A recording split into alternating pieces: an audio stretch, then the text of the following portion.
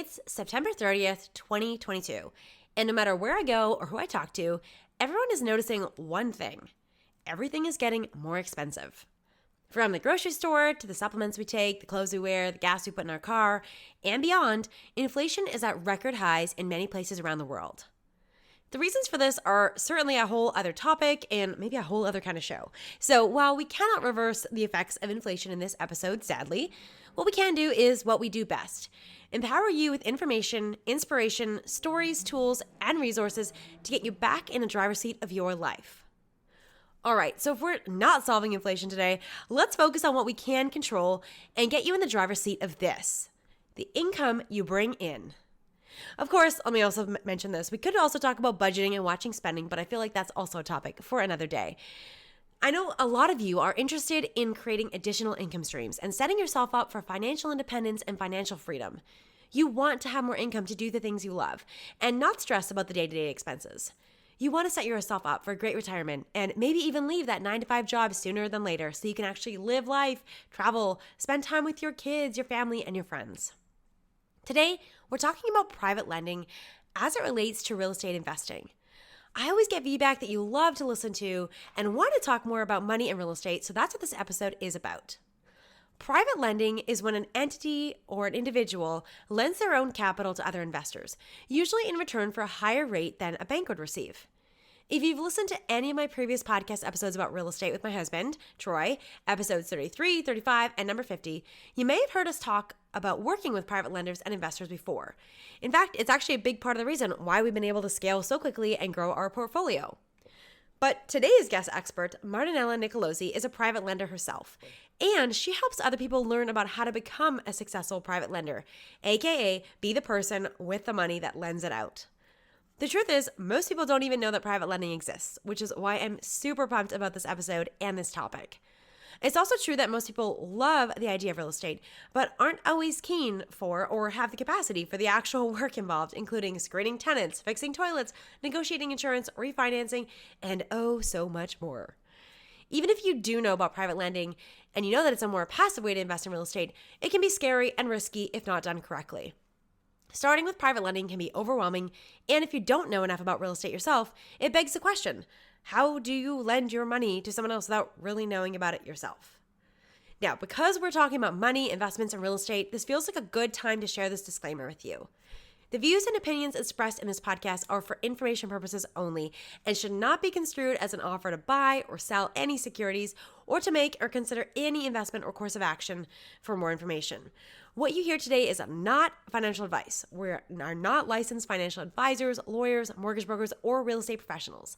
This is not a substitute in any way for professional, legal, real estate, or financial advice. And in a platform like this where we speak to many individuals, each of you with your own journey and circumstances, it's important to get personalized advice. I encourage you to build a trusted team of professionals and consult with them to support you in your personal situation with your individual goals. All right, now we've gotten that out of the way. The lawyers are happy. Here's what you can expect from this episode. Listen in and you're going to understand what private lending is and how it can add income and revenue to your life. You're going to be inspired by Marinella's story of how private lending changed her life and how it's leading her to an early retirement. You're going to learn about the common mistakes people make when they're private lending and how to avoid them yourself. You'll hear tips for due diligence and how to be a successful private lender. You're also going to hear a maybe unconventional take on the idea of creating generational wealth, something I know you're probably interested in. And Marinella's views may or may not change your mind on this goal. We also talk about why networking and relationship building is so important in real estate. I mean, it's important in everything, but especially in real estate. And you're going to hear about how important mindset is. Growth mindset, learner's mindset, and always investing in your growth. You know I'm a big believer in this, but at least Marinella backs me up in this, and you hear it from more than just me. If you're looking to create an additional income stream, if you're interested in real estate and want to find the right strategy to help you get started and scale up, this episode is for you. By the end of this episode, you're going to feel hopeful and inspired. You're going to hear stories from those who never gave up, and know that if you're open to learning, staying focused on your goals, and connecting with like-minded people, know that you'll be successful. You're going to learn about private lending as a potential income stream for yourself and your family, and whether you decide to pursue it now or never, know that we believe in you. We believe and know that there's a bright future ahead for all of us. Listen in. This is how to become a smart private lender and change your life. Welcome to the Golden Girls podcast, where we believe you can have it all. I'm your host, Lisa Michaud, and I'm spilling tangible tips, goal-getting strategies, and real-life stories to inspire you to tackle your biggest dreams. You're a woman who knows you're made for more. Get ready to leave the excuses and self-doubt behind by being vulnerable, sharing your truth, and having honest conversations so you can succeed on your terms.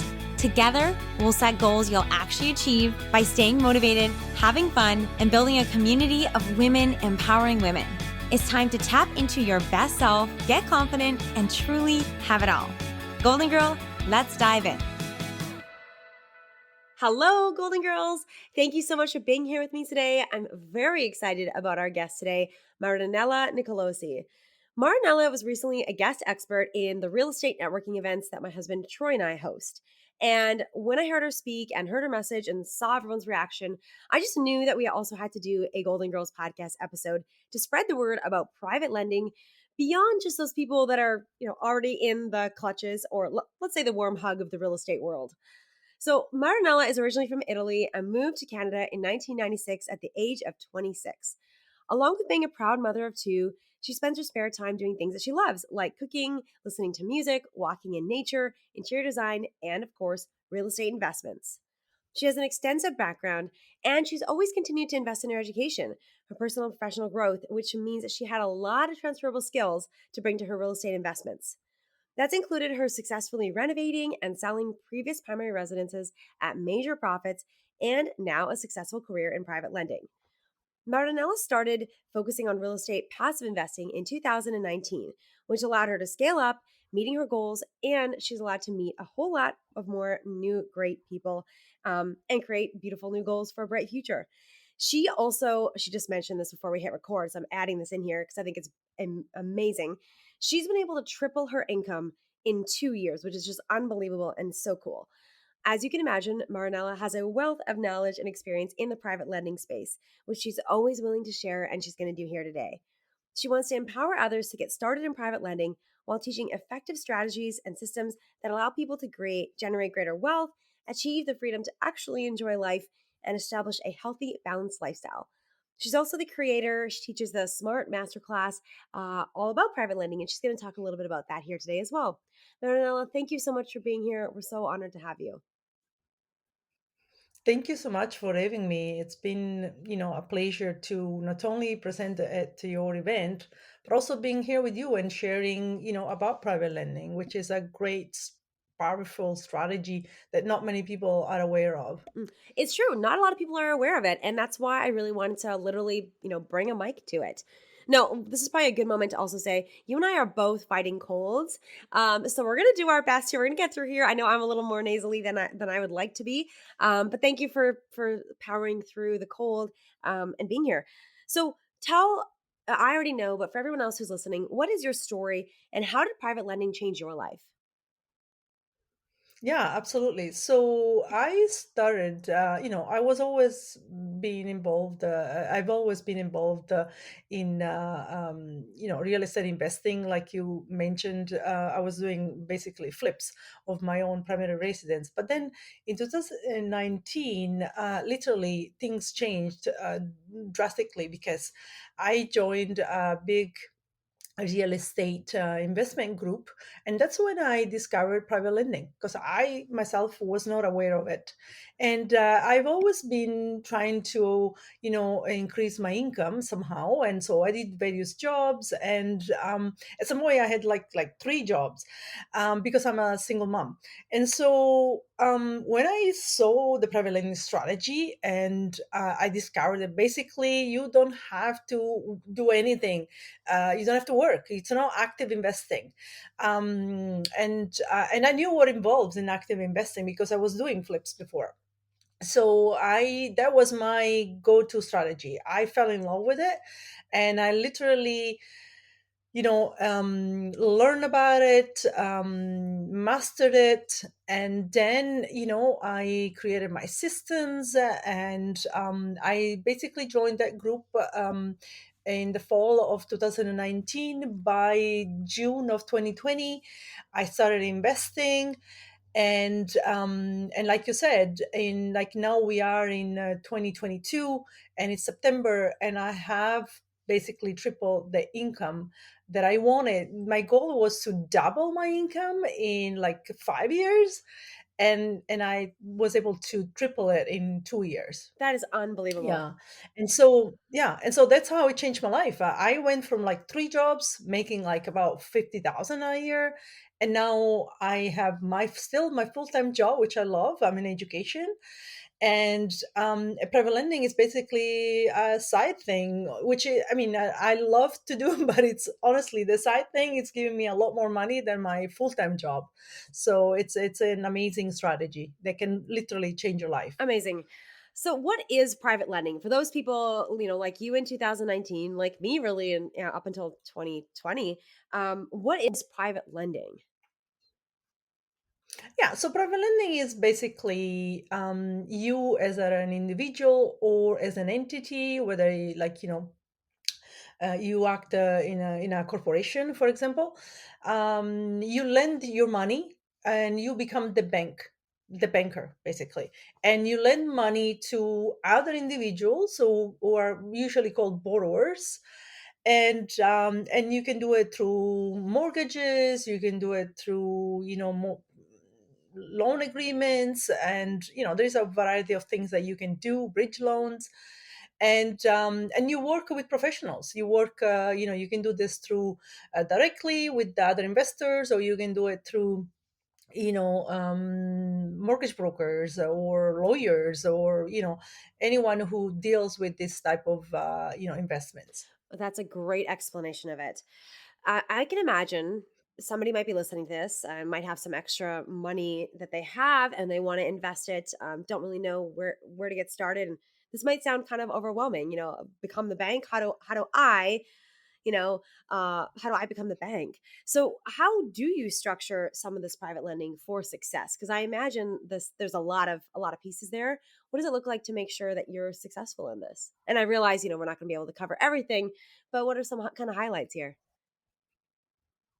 Yeah, so I say you want to definitely invest if you have already some kind of a knowledge. So I would say educate yourself and know what you're getting into. And that's why when you, for example, at the beginning, it's very important to find a good lawyer that can be part of your team and you can trust. And usually you want to find a lawyer that specializes in real estate, and who has done maybe even in real estate investing, and maybe even contact mortgage brokers who specialize in private lending. There's lots of them, and they offer a lot of amazing opportunities. So, and then with time, as you are investing, and with solid professionals, then you can move on and start educating yourself, understand the process, um, and and where to find the money. Literally, you can private lend. There are opportunities out there where you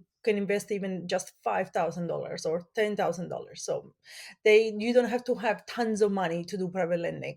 Of course, the more money you have, the more money you can make.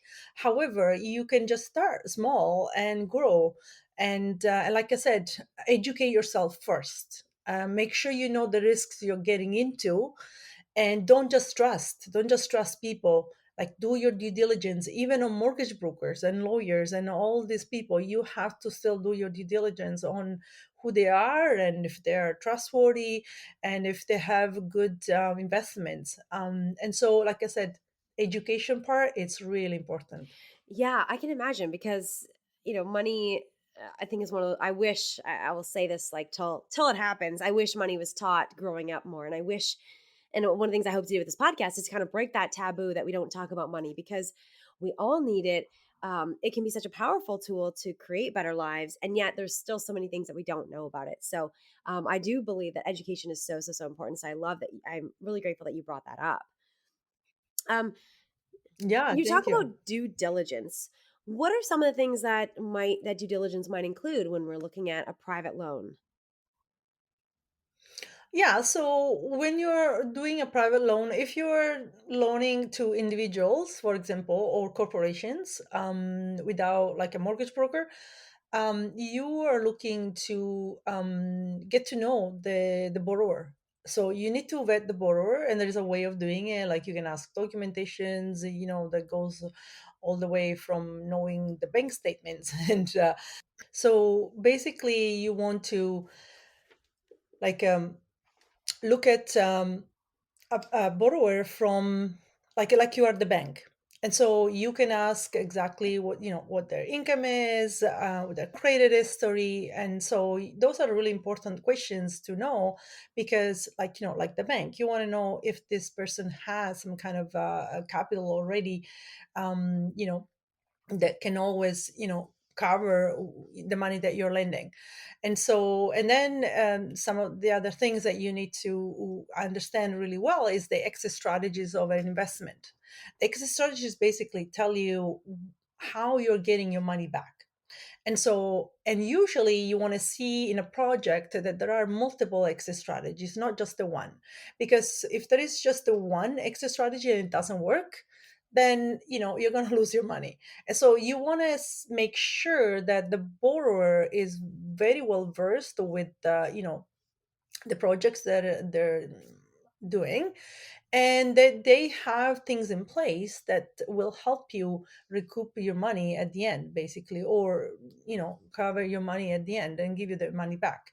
So, and another thing that I like usually when I invest is having my monthly payments, because and also I make sure that the borrower is very transparent, has a really good communication systems in place, because that tells me, if they give me updates about the project, and he keeps giving me my returns on a monthly basis, I can see that things are going well. Instead, if all of a sudden the borrower is shutting down, they don't even contact you anymore, they're not paying the monthly payments, then you know that there is something wrong there, that there's, and in that case, it's not a good place to be in, and then you might have to go to a lawyer, and it's very expensive. So I really, again, make educated decisions. There is ways to protect yourself by doing, let's say, personal guarantees, and having collaterals on the agreement. So there is several ways where you can help yourself, and protect yourself from any capital losses or investment losses. Yeah. That's such great advice. I want to back it up here a little bit in case people are thinking, okay, but what kinds of projects are you financing? And I can speak for Troy and I because we are actually often the borrowers in this situation. So it's really interesting to kind of be on the other side here. But yeah, we're typically the borrowers, and some of the reasons why we love working with private lenders is because it allows us to get cash for, let's say, renovations that then we can use to do a BRRRR or refinance and then pay back our investors, or it allows us to buy properties for cash and kind of avoid the 3 4 5 months of banking processes, so we can actually buy a property for cash, get right in there, have it be a really attractive offer, be the winners in that competition for that property, and then go on to refinance and pay back our investors. So those are some of the reasons why I know for us as borrowers why private lending is very attractive, because it's more flexible, allows us to be more competitive, allows us to use money from, it's really hard to get money from a bank for a renovation. Or right now, actually, one of the things that we're doing is we're putting storage units into a building. And so that's something that we're able to use private funds to build out the storage capacity and then uh, pay back our investors. I'm curious, for you, like what kinds of projects have you financed, or what Yeah. is there a type of loan that you like to finance and be a part of? Yeah, so personally, I do invest a lot in bridge loans, What Okay, for right? those who don't Which know, are what very is that? short.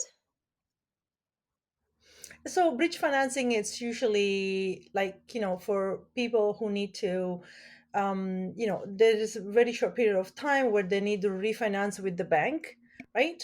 And but they are not quite ready yet in order to finish a project, or do things like you just basically projects like you just mentioned, right?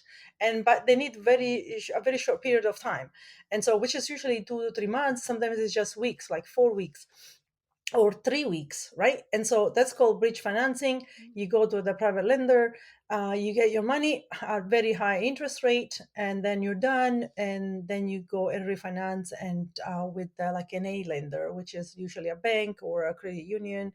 And yeah, that's how it works. And yeah, and so those are bridge loans. And then I invest, I fund projects like renovations, or like flips or burrs. And I myself, honestly, I have a pretty high, risk tolerance. So most of my investments are like promissory notes. I shouldn't say that, but it's that's what it is. And but most people like to do mortgages. Okay, so I honestly say start with mortgages, because with a mortgage you are covered. Like you are basically investing in a project where the how the project itself, or whether it's a building or like a you know or a single family home or whatever it is. It basically covers you. Like you can become owner if something goes wrong. That's your collateral right there, right? That's you're covered. So it's basically a secure investment. With the promissory notes, you got to be really careful. You really have to know how to protect yourself, and that's when you have to really be careful. So I don't promote promissory notes unless you are very experienced. I usually say that's why I like to tell people, if you are just inexperienced, start with going to mortgage brokers who specialize in private lending, because they will do all the due diligence for you. And of course you need to know what you're getting into as well. However, they usually do mortgages, right? So that's a lot more protected. So yeah, it's I have a little bit of a variety, but they're mostly like unsecured, sorry, investments, where you you know you have to know what you're getting into. Yeah, interesting, interesting. We generally operate in promissory notes as well. So, but yes, unsecured, very interesting. So, what types of rates and terms are you seeing for private lenders these days? And obviously, it differs between secured and unsecured. But can you give us a bit of a sense of the range for, especially for people who are completely first time ever hearing about this? Yeah, so usually for mortgages, depending on which position you are on the mortgage, so whether you are first or second or third. So if you're on a first position, that's the best, because you are on the first person is going to be paid back basically, and you are on title, usually on the property, unless it's a syndicated mortgage. And there, you if you are on first position, you can get between 6, 8, 10% sometimes. And sometimes you actually get also lender fees, which are paid up front, which are great. And when it comes to a second position mortgage, you go a little bit higher, because now you are in a second position, which means you're going to be the second person who's going to be paid after the refinance. Or and so there's a little bit of a higher risk there. So you're looking at again 10 to 12% type of returns. And then as you go into a third position mortgage, then it gets even higher risk, and there you're looking more between 12 and 14%. When it comes to promissory notes, you're looking at 15% higher. You can go all the way up to 20 sometimes. And like I said, bridge loans, again, you're looking at even higher returns, because those ones are so you're looking, yeah, when it comes to promissory notes, you are not basically protected. So although there is ways to protect yourself with a promissory note, however, it's not the same protection as you have with a mortgage, right? So even a third position mortgage, which have much higher risk, it's way better than a promissory note. You know what I mean? So and that's why you have to be really careful when you invest with private lending, because you need to know how to protect yourself. And mortgages are usually more reliable because of the protection of the asset itself, although you always want to know what's the equity in that asset, because it depends, on how much equity is there. That then if you're going to be paid off or not if the project does not go well. That's great. That gives some context and some ideas. Thank you for sharing that. So you're a believer in private lending. You've seen what it can do for people's lives firsthand because you have an extensive network and you teach this and it's changed your life.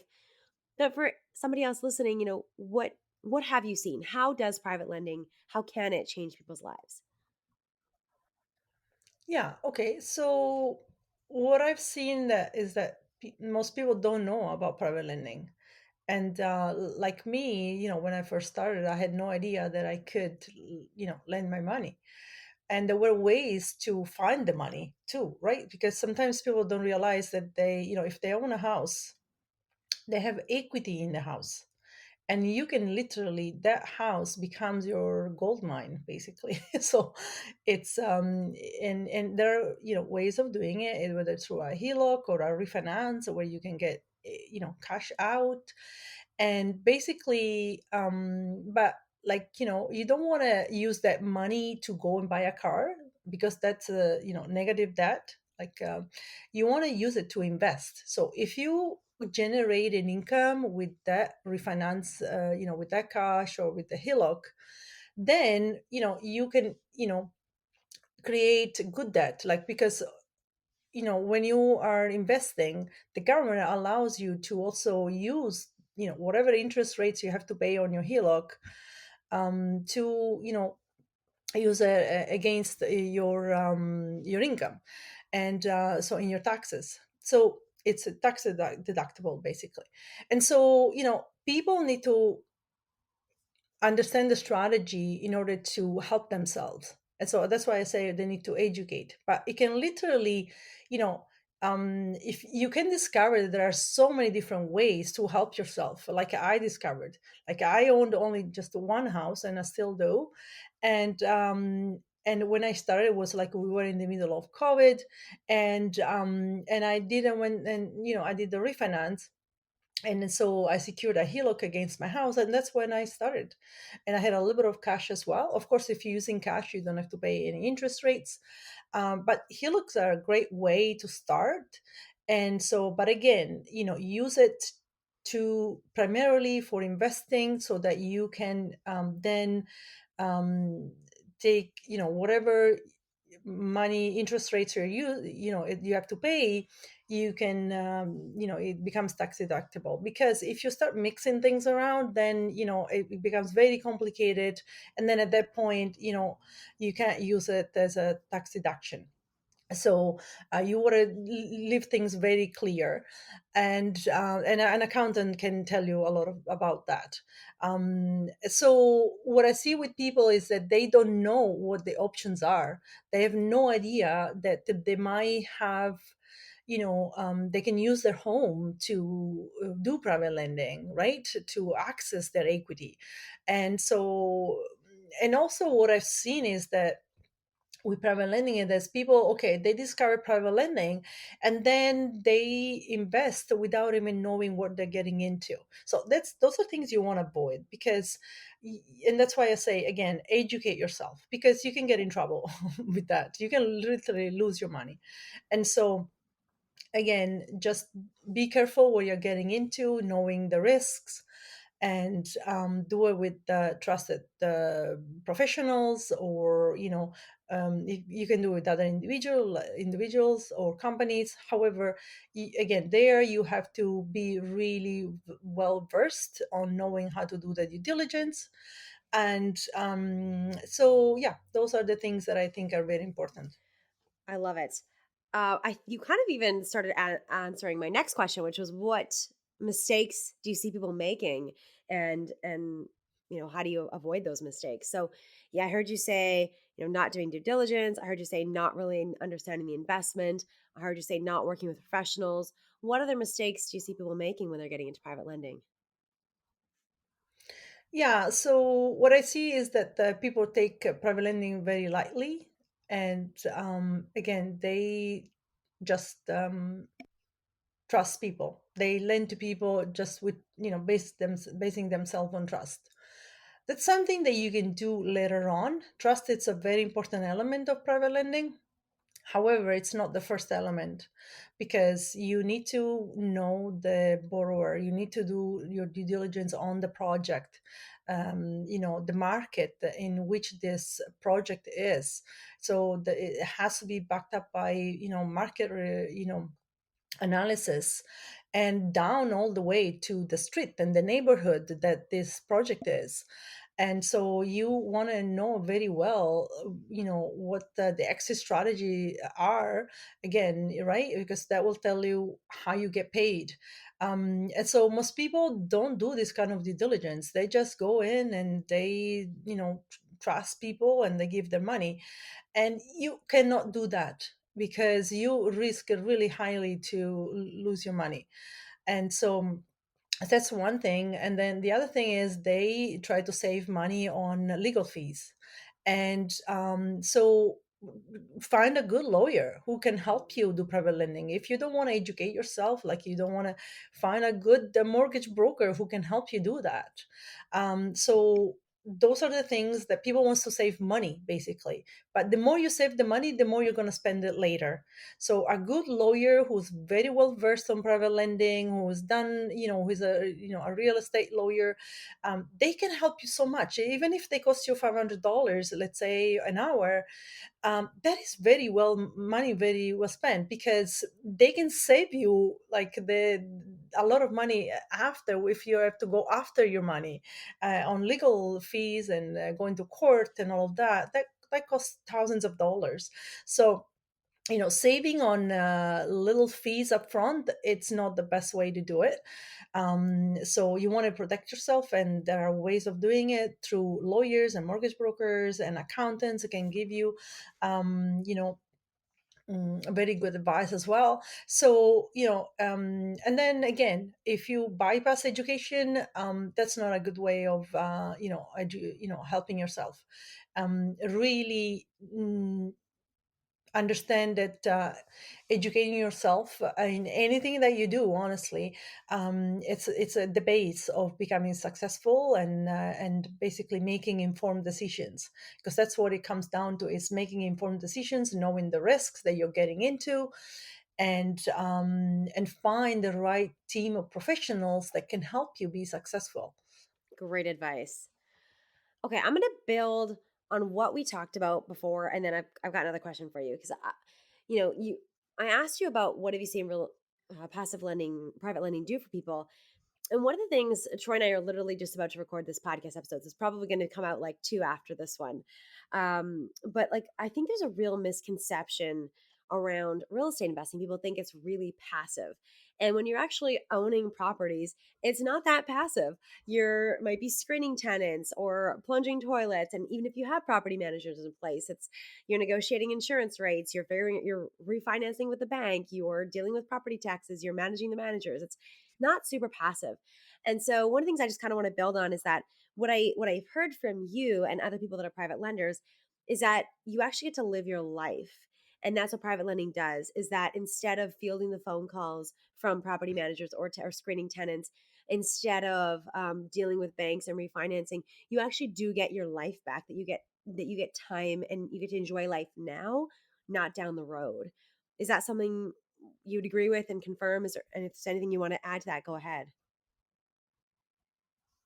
Yeah, no, absolutely. And that's why the private lending strategy was very attractive to me, because it you literally, the work, it's mostly at the beginning to establish your network. Like, I've established my network, I have my borrowers and who I trust now, after doing all that due diligence, and I've been keep growing, and because I reinvest over and over again with the same people, basically, because I already know them. They're successful. They're very solid borrowers, and so that really makes a huge difference in growing your income. And so if you spend your time at the beginning to establish your solid network, and learning how to do the due diligence, which you're going to do at, at the very beginning. Of course, as they bring you new projects, you also want to look at the project. Of course, you don't just say, "Hey, yeah, here's my money, forget about it. I don't want to know anything." No, absolutely not. However, you already have done your due diligence on the borrower, and if you trust them, now that's where the trust comes in, right? At the beginning, you want to know these people, you establish relationships, you get to know them really well in and out, you get to know their professionalism, how, what's their project management type of systems. So what type of projects they specialize in. So those are all things that you need to do at the beginning. Once you know that and you have established now that trust, that's again where trust comes in afterwards, not at the beginning. Then they're part of your group, or of your network, and now you can basically start investing on those new investments that they have, and keep have your money rolling basically on a regular basis. And so, so those are so creating the network, it's a really really important. And that will give you basically, you don't really have to do anything after that. Literally, as a private lender, you want to develop your own agreement. So again, that's where the lawyer comes in. If you want to do this professionally, a good real estate lawyer can create a really good agreement for you. Or if you want to go into mortgages, again, the lawyers can help you set it up really well for you. And this way you can protect yourself, right? So very important to have that team of experts around you. And honestly, it's just for you, it's just the time to sign those documents. That's it. And then your money just keep rolling in. You get your monthly cash flow, or sometimes they pay you up front, or a balloon payment at the end, so depending on the structure of the deal. And then again, the other work that I think you need to do really careful, which it takes very little time, it's making sure that you keep track of all these payments. And so that you know exactly which income you're getting, so that when it comes to your own personal or taxes, you can give it to your accountant and they can file your taxes. So be very organized, and keep track of all these payments, because this is income which you need to declare on your when you do your own taxes. Oh, so good. You added a lot of golden nuggets in there too for anybody, like just more tips around due diligence and that, which I appreciate. And I think what was really interesting is Troy and I always joke around, it's so much work getting ready, to buy a property. You put in the offers, you're sorting out the financing, doing the perhaps inspections and negotiating and all that stuff, and lawyer documents and everything.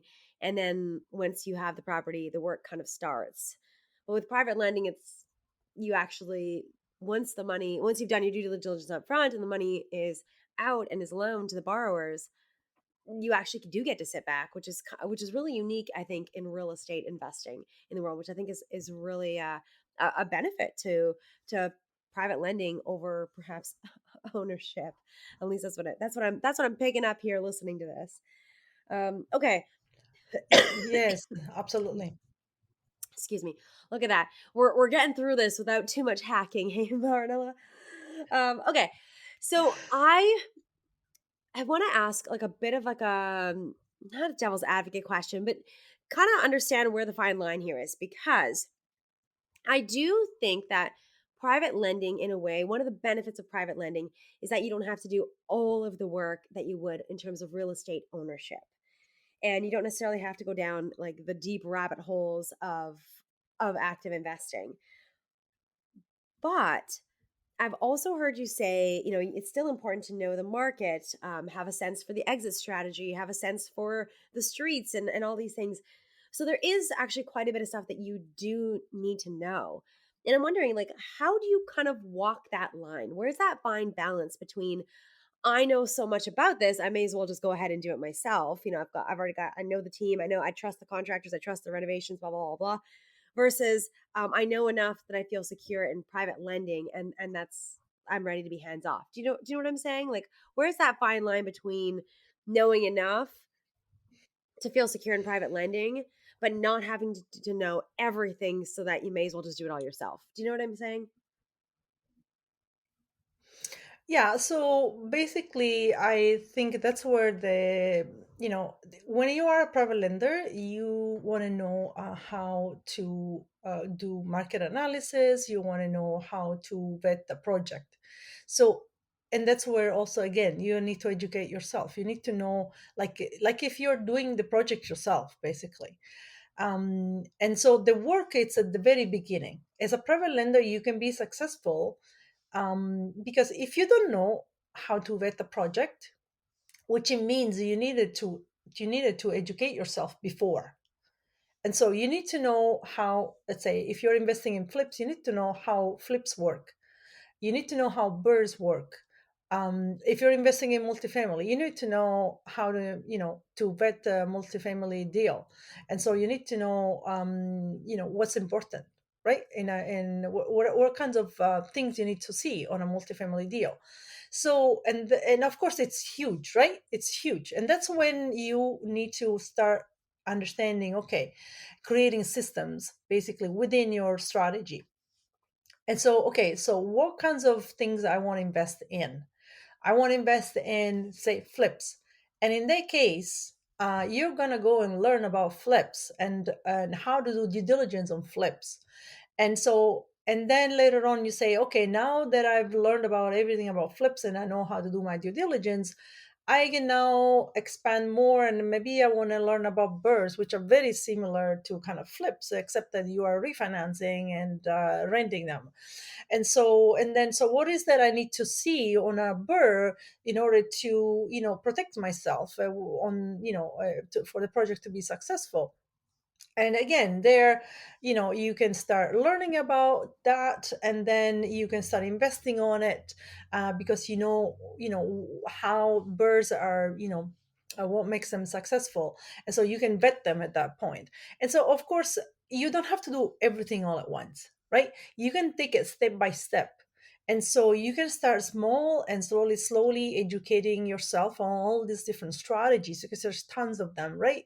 However, you can decide on your lending criteria, first of all, which is based on your risk tolerance, which type of investments you want to do, whether secured or unsecured. And then you can also decide, you know um, which projects you want to invest in, which type of investment strategies you want to invest in, right? And so these are all details that you need to establish at the very beginning of your private lending career, because, and that's where again the education comes in, and the build of and the professionals around you, um, where you establish your lending criteria, which has all these details within it. And that's where you decide exactly what is that you're going to focus on. And then you can, and as you go on your investing, you can build up on your knowledge, and you can take courses of any kind. I take, that's why, like you were saying at the beginning, I invest heavily in my education, because I believe that the more you know, the better, the more protected you are. And that's why usually people who have fear of investing or losing your money is because they're not educated, because they're going into the unknown. And so if you educate yourself, and it eliminates your fears, all of them. And of course, there is that sort of anxiety of giving your money out. And again, that you can help yourself by educating yourself again, and hiring a lawyer who can eliminate those anxieties, that you might have, or even hiring a business coach, or somebody who can help you, with your mindset, and building on your resilience, and problem solving, and all of that. Those are all great things that you can do for yourself, which I do on a regular basis. And that's why I'm saying, building up on your personal and professional skills, it's also equally important to your own education in real estate. And having that strong team, as a base, because those ones also those professionals will give you that security, which and eliminate that anxiety or that fear that you may have if you are on your own, right? So those are all really important aspects. I love that. I love what you said there about the more you know, the less afraid you're going to be. And it's so true because I always think that fear has a purpose. Sometimes that purpose is to stop us from, jumping off something that is too high and doesn't make sense, or doing an investment that is not for us. But sometimes that fear is just to guide us to learn more or to expand but I do think that knowledge can empower us when it's used well. So I love that you said that we're afraid when we don't know things, but once we get more information, once we know, then we feel more confident and can make these decisions, even if they are, I don't know, for myself, I still feel a little nervous almost pretty much every time we buy a building. I'm still a little bit scared. But it definitely gets easier every single time. And the more we learn and the more we feel and the more we understand about different exit strategies or the market, and get different ideas on how we can stabilize a building and create a profit, the more we learn, the more confident we get. So that fear definitely gets smaller. Yeah. So that's awesome. And I would like to add something else. Like, you don't have to know all of it all at once, right? You like I said again, it's step by step. Because even though I've learned a lot, there is a lot more to learn. I'm still learning about private lending. Is huge. It's a very vast, type of strategy where there's so much to learn. And so don't think that even if you learn some of it, even if you know already and you're good at doing it, don't think that you're always the expert there. I don't, honestly, even if I know a lot, I don't think I am the expert here, because there's so much to know. And so just always, that team of experts in front, around you, will build upon your knowledge, and always stay with that open mind of learning more and more, because there's so much to learn in private lending. I can hear that you have such a learner's mindset, and I think it's just so important to have. And I appreciate the shameless plug there for coaching. I agree. I think that coaching makes such a difference. Like, we don't even know where our limitations are. It's important to have a team of experts and people there that support us. So, uh, thank you, Marinella. Thank you for the shameless plug on coaching and for mindset. So let's talk about mindset for a minute here. How has your mindset and your determination affected your ability to invest? Because I get the sense here that it's not just about learning the strategies, and it's not just about ticking all the boxes and having the right legal contracts, but I get the sense here that mindset and determination has really helped you here. What would you say to that? Absolutely. That was actually, I would say that my determination and my focus and knowing what I wanted was it played a huge role in becoming successful. So to those people who wants to start private lending, I say, understand if this is really the strategy that you want to do, and set your goals, understanding your vision, understanding your goals, and knowing exactly what is that you are going after. If you know what you want, if you know, and you stay focused, if you have a vision, um, and you are determined, you can achieve success really, really fast, because you are basically building your goals or your vision, and then you create, your path. And as you're achieving the smaller goals, slowly, like step by step, you're working towards something.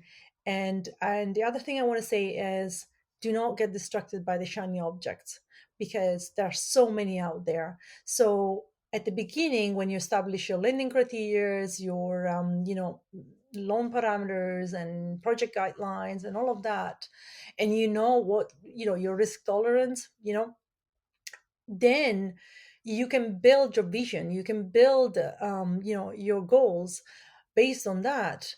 And literally staying focused on that and determined to achieve your goals in a timely manner, that will literally help you so much. And that's what really made a difference in my success. I talk to so many people and they're saying, wow, Marinela, you accomplished this, like I said, in 2 years. And I was just telling Lisa, like at the beginning of when we were chatting before this, that on paper I actually thought it was 3 years. And then, as I was thinking about it the next morning, I was like, wait a minute, I started in 2020 and now we are in 2022. So I actually did this in 2 years, not 3 years. So there I was, presenting, to people, telling them that I did it in 3 years. And then the next morning I was like, wait. So, okay, let me do the math here. And I actually achieved this in 2 years. And I was even blown away even more about, what I accomplished. And so, if you are determined and you stay focused, you know what you want, because you need to know what you want. If you don't know what you want, you cannot establish your goals, you don't have a vision. So, first, know exactly what you want. If private lending is what you want, go dive into it and learn, and create your systems, build your team, and go out there and do whatever you need to do to build your life and enjoy it at the same time, like right now. Ah, so good. I feel like I'm gonna have to pay you later for saying all the things. Because I mean, this is the Golden Girls podcast. I'm a coach on goals, and this is like, I I love that you just gave the proof of what I say, because I always tell people, like, pick one thing. Just, it doesn't have to be forever, but pick one thing to focus on because it makes such a big difference. And you don't have to know all the steps. You just have to know, like, the next one. You just have to know the first step, and then the rest of it will show. And so I just really appreciate that you said that, because it feels like it validates every other episode of this podcast and my planner and my work. So thank you. Yes, focus is so important. And mindset really, I believe, makes a big difference in there too. I think one of the things that really stands out to me about you, Marinella, is your learner's mindset. You're beginner. You're always willing to learn. You're always wanting to continue to invest yourself, and I'm sure that's a big part of the reason why you've been able to take a pretty lofty goal. If somebody came into me and said, I want to triple my income in 2 years, I'd be like, all right, let's get to work. We better go. But you did it. And I have no doubt that determination and mindset have played a huge role in that, as well as having a clear vision and a clear goal. So thank you. Thank you. Thank you. This is why I stand on the soapbox of goals, because I think they're so powerful. Excuse me. And if you know how to do them well, it just changes your life. It really, really does, because all your momentum's going in the right direction. Uh, Yes, I just want to add something about the mindset there, is having the right mindset. Like, if you are somebody who is open-minded and is always willing to learn, and look for people who are, I would say, more knowledgeable than you. Like talk to people who are more knowledgeable than you will get so much more. And if you surround yourself with people who have higher knowledge than you have, that's when you grow, because now you are the smallest basically in the group, like the one who has the less knowledge. And so this mindset of feeling confident, and knowing that you can learn, and that you don't have to know it all, it's so important. And knowing that that you can discover so much more, it's very important. So having, like, again, that mindset, the right mindset, so it's a mindset shift that you need to do, and stay open minded. Okay, I was going to ask you why you continue to invest in yourself, but I feel like you answered that question. So let me shift that. You talked about being in the right room and having the right people around you. So, how important do you think relationship building is in real estate investing? Oh, that's huge. Like, I invest in the time to build relationships. And when I first started, I was spending at least 5 to 6 hours a day in connecting with people of all kinds. And I still do connect, and not as much because I have so much going on. However, I was very focused on learning, and I built up a huge network of people around me. And I've learned so much because they all gave me knowledge just by talking to them. And not only that, I made so many good relationships and I built up amazing friendships just by talking. And not only that, but they then introduced me to more people. And so it keeps growing because now you have surrounded yourself with all these people who have a very similar mindset, who have very similar goals, and who have a wealth of knowledge. And so you keep learning. And so the more you invest in your friendships, in your relationships, in your connections, the more you build your knowledge, the more you build your opportunities of investing, the more you build your team and your network, and the more you're going to get to know other people because they will introduce you to other people. So invest I say invest in others. That's so important, investing in others, in and recognizing that you know they can give you so much. Not only that, but also add value to their lives, because the relationships isn't just the one way. They will give you a lot, but you also have to have the mindset that that you have to give. So have that growth mindset type of you know mentality, where you also give. Like, you have to be generous at the same time. You don't want to just take from people, you want to give. And so the more you give to them, the more they'll give you. And so it's a two ways. And so add value to their lives, add value, be there for them when they need you, right? It isn't just about money, it's about adding value to somebody. Be there if they feel down, or if they are going through a tough time. Be there for them, even just saying one word, I care about you, or is there anything I can do for you. um, they know that you're there for them, even if they will not come back to you and say, hey, I don't need your help, that's totally fine, but thank you for being there for me, I really appreciate it. That's if people feel that you're close to them, that you're authentic and real, that's how you build those relationships. Because it's not based on money. Relationships are not based on money. They're based on their authenticity of who you are, and accepting you, and you accepting others for who they are. And so, and that's when you can, and of course, we don't have to be friends with everybody, or we have to align with those people, right? So it's, you will surround yourself with people who you align with, who have those similar goals, who have those similar values that you believe in.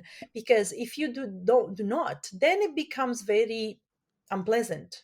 So and that's why you are looking, to get to know people, because as soon as you find those people who align with you, that's when you want to build those relationships more and more, and be there for them, and have that exchange between one another. Hmm.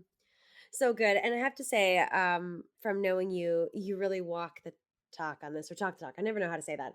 But when you shared with our community the other night in our event, so many people came to support you and just like really they were drawn to your authenticity, and they like the you I can just see that you really do take that seriously.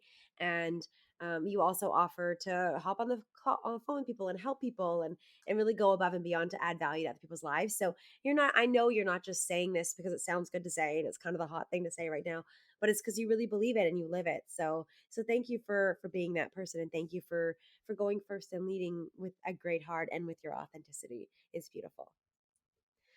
Thank you so Okay, I much. have a controversial question to ask you. We have a Facebook group, Troy and I. It's called Intentional Real Estate Investing with Lisa and Troy. And one of the questions we ask people when they come in is, what's your why of real estate? Why do you want to invest? And I'm going to tell you a lot of the answers, like almost most of them, I would say, are people want to create generational wealth. You, Marinella, you're the opposite. You do not want to build generational wealth. Why not? I would love to hear your perspective and your take on this. Yeah, so There's nothing wrong in building generational wealth. It's just not my life philosophy, basically.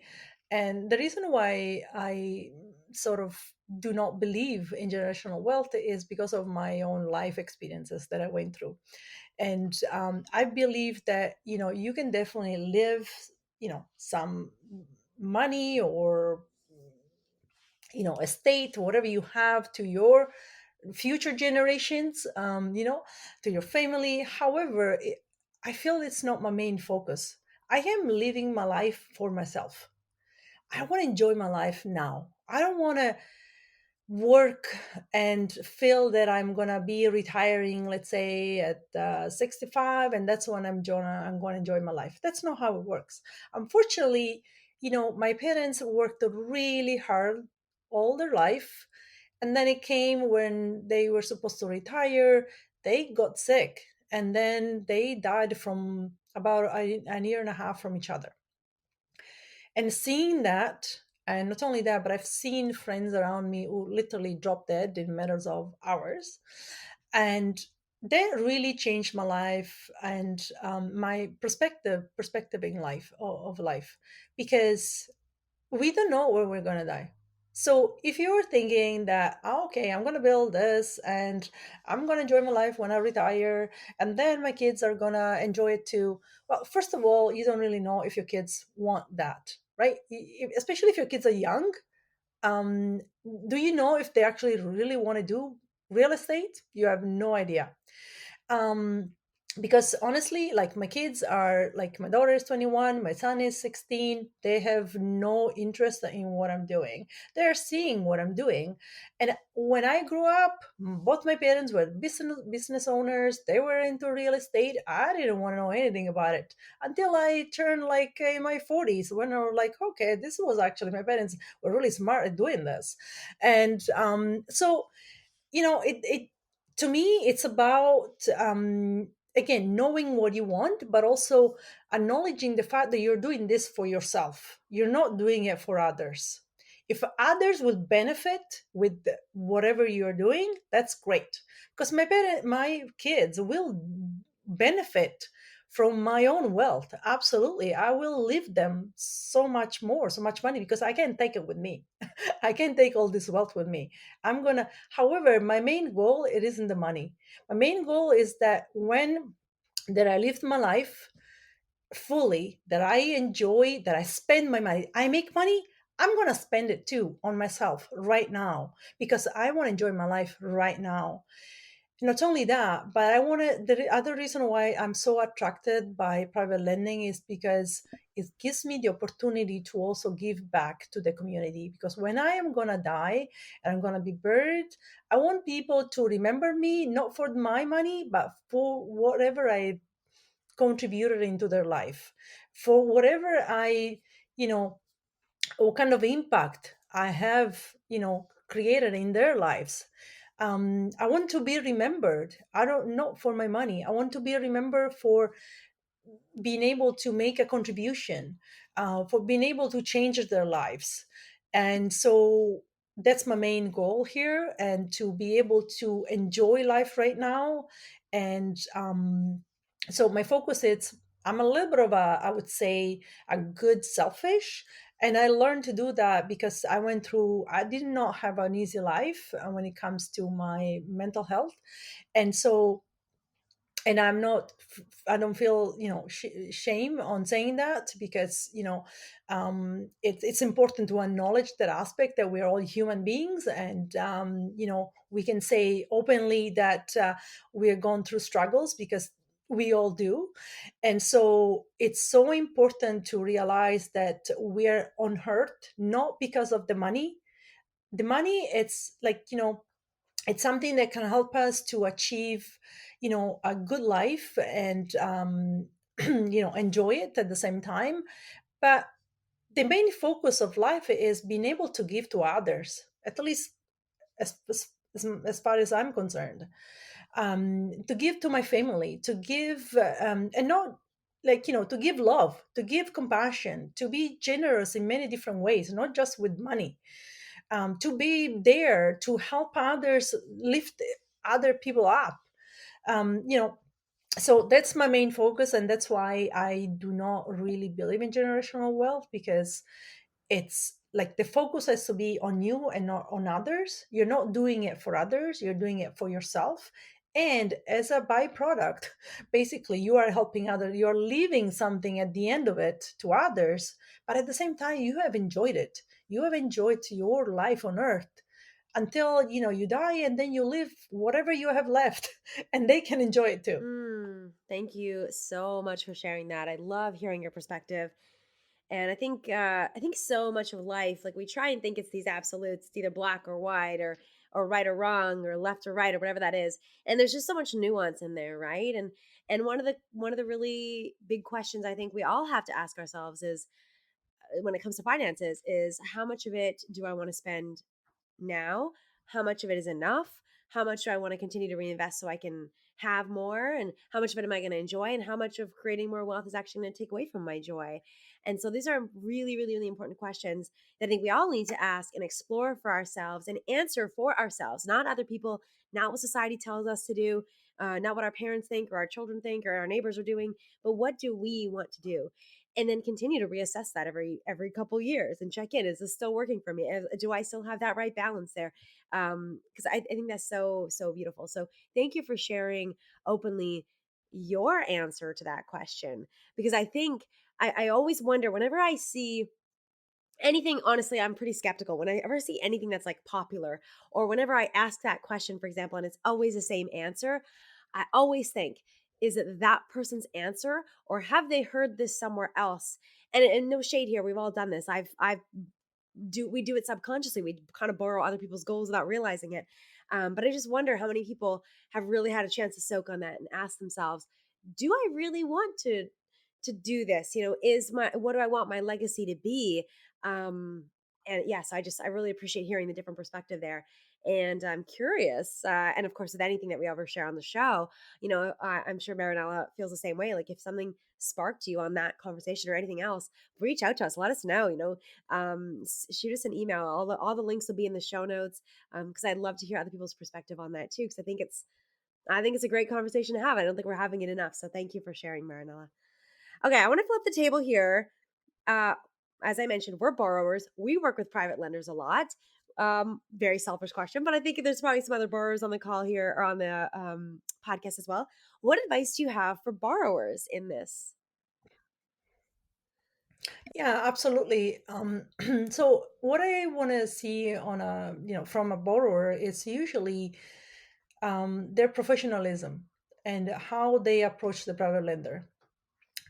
Because it's so important, again, create those relationships. However, I like to see people who take responsibility for other people's money. If you want to use my money, I want to see that you feel responsible about, using that money. And so to me, it's so important to see that, you know, a borrower who is going to take care of my money and is going to use it in an efficient and, and it's going to give me, like the right reason to invest with them.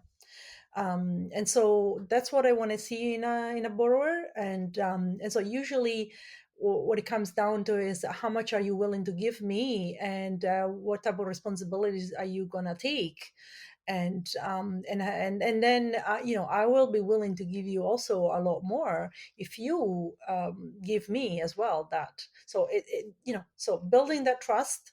And so I want to see again authenticity. I want to see transparency. I want to see people up front. Good communication, fundamental when it comes especially to project management. Tell me exactly what's going on, because if something goes wrong, which honestly, there is always something that goes wrong on a project. There is no seamless type of projects out there. There is always something. And so if I know that you are being upfront with me, and if I know that you tell me what's going on and you are clear in your communication, and I'm happy to help you. I'm there for you as a private lender. I'm happy to work with you and maybe even brainstorm a problem solve whatever it needs to be solved. How don't shut me out. Like I don't like that type of attitude. Like you're not there alone. Yes, you are the borrower and you are taking charge of the project. However, if problems arise as a private lender, I want to be involved because I don't have to be involved if, if things are going well and all is smooth. Of course, depending on the degree of the problem, absolutely. So if you are a borrower who has great experience and can problem solve, and you just communicate with me and you say, hey, you are going through this, this is how we're going to solve it, then I don't need to be worried, right? But at least I know that you have taken measures, you know how to solve the problem. However, if you feel stuck where you are like, okay, I don't know how to solve this problem, I'm going to involve my private lender because they are also people who know about, real estate investing. And that's why I want to say to borrowers, work with private lenders who know what they're doing. Don't work with private lenders who have no idea what they're getting into, because they're not going to be there for you. Because private lenders who don't have the education, they don't know what they're getting into and don't know the risk involved, they will give you a lot of problems. They will not be there for you because they don't understand how it works. They just know that if you're not paying them back, they can take you to court. That's all they know, basically. But they don't understand that there is ways to work with the borrower so they together can solve the problem. And so, as a borrower, educate yourself also on which type of private lenders you want to work with. Don't just take money from everybody, because it's about also, again, working with professionals, working with lenders who know, they've spent time in educating themselves, and so you work with professionals. Okay, great advice. Thank you, Marinella. I definitely am going to have to take all that to heart. As a borrower, we want to do a good job. We do take a lot of responsibility. So it's really great to hear from the other side. So some of the things that are important to you and things for us to consider too. So thank you so much for sharing that. Before we hop off, I want you to tell us a little bit about your smart private lending masterclass that you have coming up here. Tell us a little bit about it. Who's it for, and what can people expect to get out of it? Yeah, so the reason why I created this private lending course, is again to help people educate themselves and understand the private lending strategy, both from the private lender and the borrower perspective. And so the course is for both borrowers and private lenders, as I said. And so it will give you a really good understanding of the private lending strategy. However, I've taken it to a sort of a higher level, because it will not only give you the prevalent knowledge, but I've because I specialize in mental health and also behavior, because I'm in education. I've been, added modules on growth mindset and how to build personal and professional skills, because I find that without the aspect you cannot be successful. And so to me, it's very important to add the knowledge and let people understand how to use the growth mindset, how to develop their personal and professional skills, and to build upon those type of skills, and uh, and then the other aspect that that I think is so important is knowing how to promote yourself, how to put yourself out there, how to build your reputation. And of course, it's based on who you are. And like my again, be authentic. Don't just be somebody who you're not. And so be yourself. And so, but you need to know how to do it. How do you put yourself out there, right? Both as a borrower as a private lender. If you are a private lender, you want people to know what is your lending strategy, what are your goals, so the people can come to you and you can attract borrowers, right? As a borrowers, you need to present deals to others, and not only from a legal point of view, like you need to know the legalities aspects of it, which we'll also talk about, but you need to do it also from marketing point of view, right? So I added modules like marketing and design, because I'm also a designer, and so I know a lot about colors and design. And so you need to know how, let's say you want to promote yourself on Facebook, and when you are creating those posts, you need to know how to do it. You need to know what type of images to use, or the language you need to use. You need to know, not only what are the content that you want to tell people, if it's the right content, but how are you going to present it to others? So there is a couple of modules in there, which is again a bonus modules on marketing and design, because it's part of you raising also capital. So we'll be teaching about how to raise capital. Marketing is so important because this is something that I notice with a lot of borrowers, that they have all these amazing deals and they have the right information in there. However, they don't know how to present it. So very often they say, hey, I am not attracting anybody. I literally, can't get anybody to invest in my um, deal. And that's because you don't know how to promote it to others, how to present it to others, because knowing all the legalities of it, it's one aspect which is so important. You definitely want to do it right. However, how you put it out there, the message you want to send to others, it's also fundamental, because nobody will be attracted by you if you don't present it properly, if you do not show that also authenticity, you don't show that niche that you're in. And so sending a clear message through building your community, building your credibility, it's so important. So we talk all those about all those different aspects. So you learn about private lending, you learn about how to do due diligence, you learn about how to do market analysis, you learn all these different values like loan to value, after repair value, ROI, so it's your rate of returns. You learn how to calculate them. You learn all these different things that are really important when it comes to due diligence, collaterals, and comparables, and all kinds of things, right? And then you also, like we were talking about mindset before, right? So how to maintain that mindset, the growth mindset, how to be generous, how to add value to others. Not only that, but if you, because you know any type of investment, there is a risk part of it, right? So the higher risk in private lending is that you can lose your money. Are you ready to put yourself in that position? And are you ready to create those systems in place that can protect you from losing? However, if you do lose your money, how are you going to take this on yourself?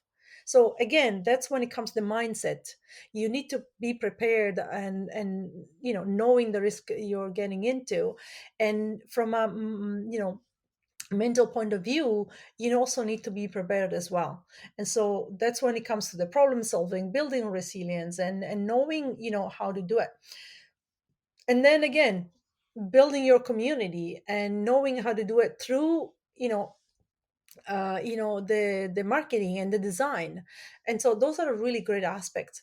And then at the end, I will not leave you by yourself, because when you take my course, you become part of of my own private network. And so I will literally, there is people there, there's all my students who have taken my course. It's a very solid network, and we are there to help each other, because this is all I am about, right? It's helping not only myself but helping others. So my private network, it's about um, you know, becoming a community where we can grow together. I also bring a lot of experts, like Lisa is going to be one of my guest speakers. And so, again, it's about, you don't just finish the course and you're left alone. You're going to be part of a support system. And I have to say that some people have joined my course, taken my course. They were very experienced, investors, but they decided to take my course not because they needed the knowledge, but because, first of all, they want to learn about my systems and they wanted to learn my perspective on private lending, but also because they joined my network. They knew that I have a very solid, strong network behind me. And so that was the main reason that they joined they took my course. So it isn't just about knowledge, it's about building your network as well. And so it's kind of the whole package, right? And so this course, it's to give you sort of a comprehensive n- knowledge around not only the private lending strategy but your mindset and how to promote yourself. So it's very complete, and it's both really good for borrowers and private lenders. Amazing. And you run it a couple times a year. The next one is happening October, is it 20th, 21st, 22nd? Yes, so it's on a weekend. It's a live. It's October 21st, 22nd, and 23rd from 9 to 5 Pacific time. So because I live in British Columbia, so and if you're interested, just contact me at smart at foryoutosucceed.com. I'm sure that Lisa will have the links there where you can send you an email.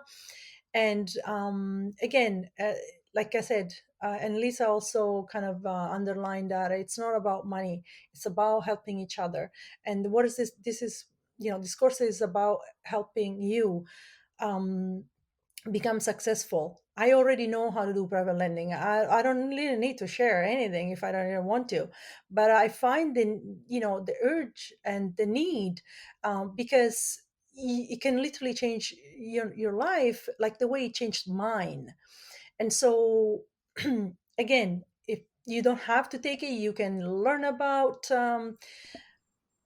private lending on your own. However, this can shorten, your success, right? And so if you take the course, it's a 3-day live. You get all the recordings, you get all the slides, decks, and the materials, and all the templates, and you get to join the network, which is really valuable, right? And so you keep growing after that, because it's about building your knowledge. It's not about saying, hey, I took the course and now I know everything. No, that's not how it is. You started getting to know, and now your course will take you to the next level. Awesome. And yes, I will have links. I've already put your email down there, the link to apply for the masterclass, and also your Facebook groups, your private lending Facebook group as well. So all the links are going to be down there below. So if you want to learn more, get in touch with Marinella, and join her group, and just share some love on her. She definitely deserves it. Awesome. Thank Okay. you. So I don't think I told you this. I think this is a surprise. So surprise. There's a couple of rapid fire questions I always like to ask at the end of an interview. So they're just quick answers and quick questions here. So first one, what is a goal that you're working on? Right now I'm working on learning more about interior design, actually. Okay, cool. What's the best lesson that you've learned in the last year? The best lesson I would say is, to be true to yourself more and more, Hmm. to be accepted for who you are. And if there are people who don't see you for who you are, it's probably best to move on. Oh, so good. I learned that also in the last year. Such a great and important lesson. Marianella, what is something over your lifetime that you have changed your mind about? um I would say it's about that I've changed my mind about. Okay, hold on a sec. um well, I wanted to this year, actually. I wanted to try to go back into doing flips. And then I realized, why am I doing that? So I changed my mind, because I don't know, for some reason I felt like, okay, you know what, I can maybe I have more time, and I can maybe start doing a little more active investing. And then I realized, well, what that defeats the purpose of actually being a private lender and enjoying my life. And so I said, okay, no, you know what, I'm not gonna do that.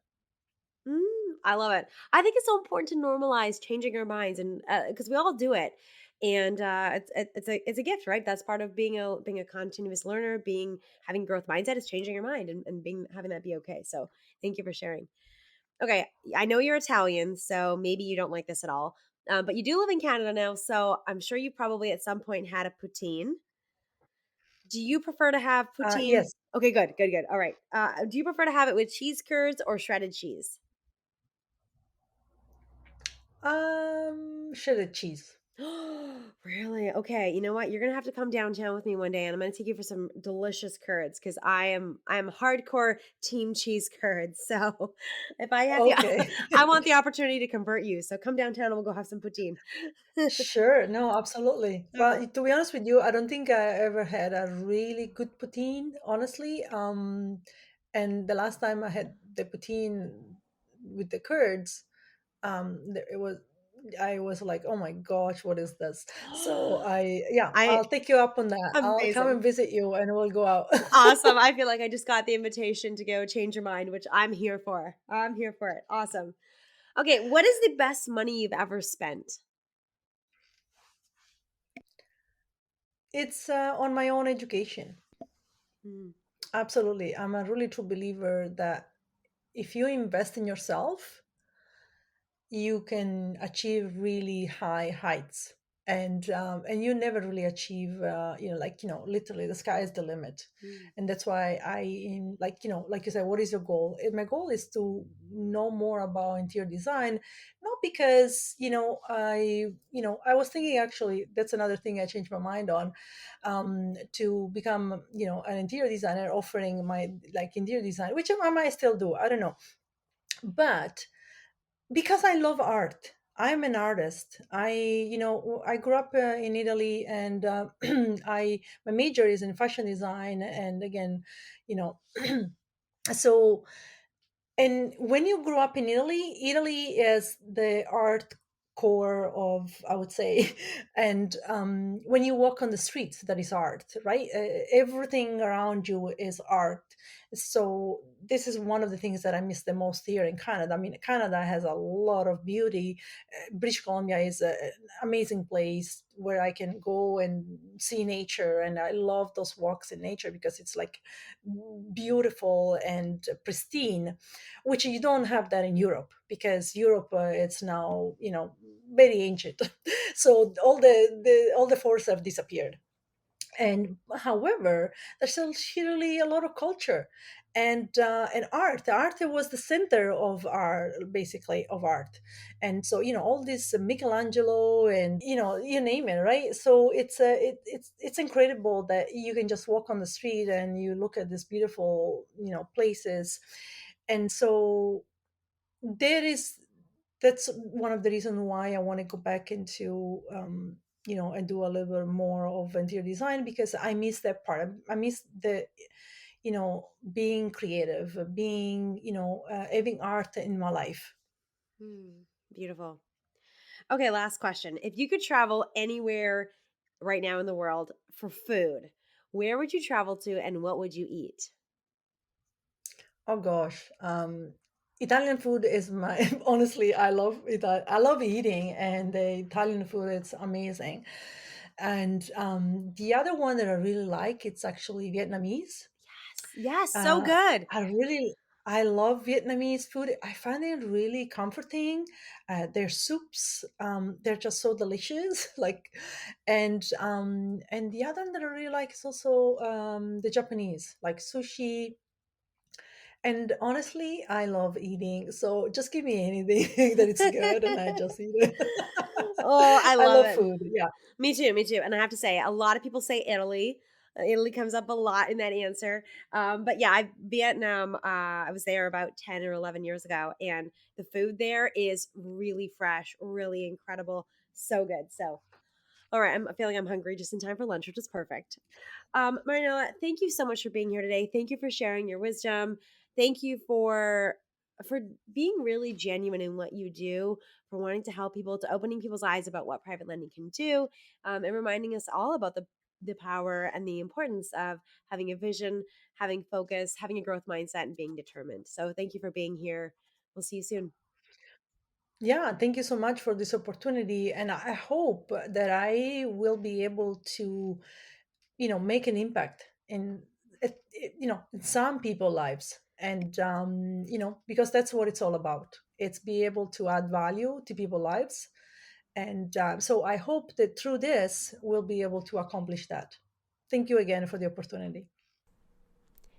As as I mentioned in the beginning, Marinella was a recent guest expert in the real estate networking events my husband Troy and I host. And I just knew we had to create an episode together to share this idea with more people. If you want to join in on future events, all hosted for free at this point, both virtually and in person, join our free Facebook group, Intentional Real Estate Investing with Lisa and Troy. And don't worry, the links are all in the show notes. Go check out Marinella's groups as well, and we've got the links in the show notes there for you too. And if you are interested in becoming a private lender, you can check out the application to join in on Marinella's Smart Passive Lending Masterclass. If you enjoyed this episode, please help us take a moment and share it with a family, a member, a friend, a colleague, or someone else you think would enjoy this show. I really love creating this show, and I want to help reach and support as many people as possible. And you know that a recommendation from a friend is the highest compliment and the most powerful way to share information. If you've also got an extra minute, maybe you're standing around in line or waiting somewhere, please take a moment to leave a review. You can do that on Spotify these days or also on Apple Podcasts. And it really does make a difference. It gives that social proof so that people know that this podcast is worth listening to. Remember,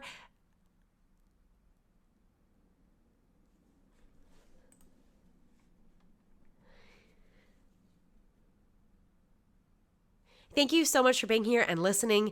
Thank you for all of your beautiful and oh so important feedback. I appreciate hearing from you every day that I do. Thank you for sending me your emails and your texts and your Instagram DMs. Keep it up. We want to hear what you like, what you want more of, and what you want less of. So make sure you keep that up. And remember this, my friend, while we cannot control everything that happens around us, it is so important to remember what you do control. Get yourself in the driver's seat for your best life. I see you, I support you, and I'm cheering for you every step of the way. Thank you so much for listening. If something spoke to you, send me a message by sharing this episode and tagging me on social media. If you know someone who would love to hear this episode, please share it with them too. Because I love surprises, make sure you subscribe to the Goalden Girls podcast today. It's the only way to find out about bonus surprise episodes and make sure you don't miss a single beat on your Goalden journey. Thanks again for listening, and I will talk to you in the next episode of the Goalden Girls podcast.